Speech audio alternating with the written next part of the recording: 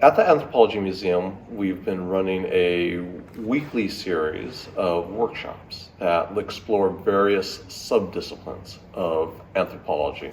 So did I do I have the cloak? Yeah, you fully have the cloak, yes. Put it on. Sure, yeah, you put it on.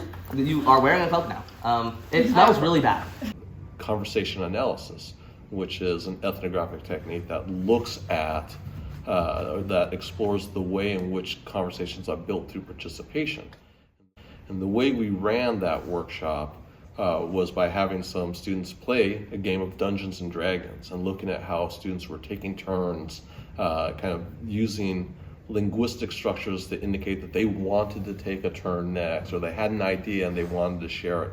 And then the way that the referee or the game master or dungeon master was directing the attention, the spotlight of the game to various players who were suggesting to do something. The idea for the activities mainly came from the resources in order to, one, bring about awareness for the Anthropology Museum, as well as bring awareness for certain lecture points within the classes that are held at El Camino. Some of them being based on food, some of them being based on relatives, some of them being based on rituals or other important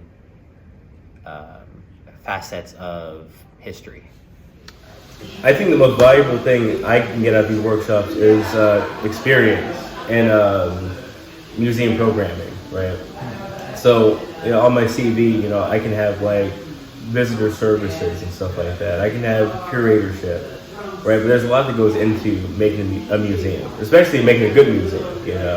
You can have some tourist art museum, and it's it's kind of a basic experience, right? And we are a small museum as well, but I think having programs like that, and even just things to get people interested, draws more people in, and that's something that when I do go into museums in the future, I'm gonna have to know how to do.